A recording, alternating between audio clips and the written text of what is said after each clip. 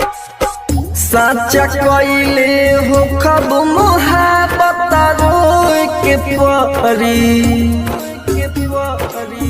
साचा कइले हो खब मोहब्बत रोए के परी। मर जाए से नुरा तोहरा धोए के पारी हो। हमारा जैसन लइका तोहरा जोहि के परी। मर जाए से नुरा तोहरा धोए के पारी हो। साचा कइले हो खब मोहब्बत रोए के परी। मर जाए से नुरा तोहरा धोए के पारी हो। मर जाए से नुरा तोहरा mix by AG recording studio. धोए के पारी। डीजे अरमान सिद्दीकी मैरवा। मर जाए से नुरा तोहरा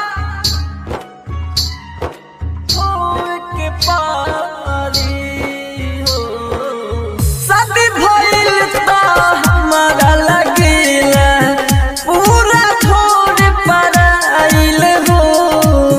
पहिले त छत से कके सारा पूछत रहल तू खइला हो। हमारा लागे कि तोहरा अब हमें खोए के परी।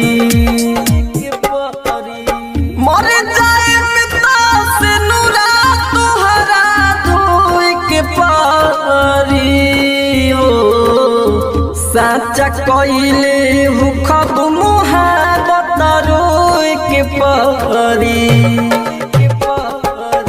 मर जाए से नुरा तोहरा धोए के परी हो।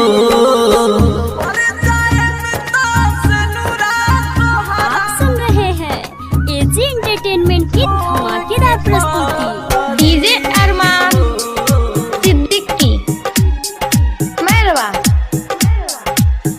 मर जाए से नुरा तोहरा धोए के पारी हो। राइटर विदेशी से काहे गोरी मुहावा फेर के रहेलू। राज राजधानी के पाके सुना उनके ओरी तू बहेलू। मन बुझे नहीं बतिया त हमारा सोए के परी।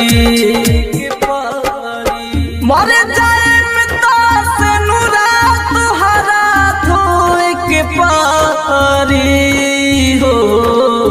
साचा कइले हो खब मोहब्बत रोए के परी।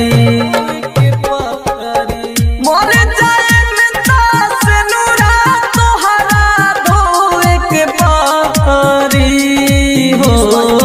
रिकॉर्डिंग स्टूडियो रोशनपुर सपहा।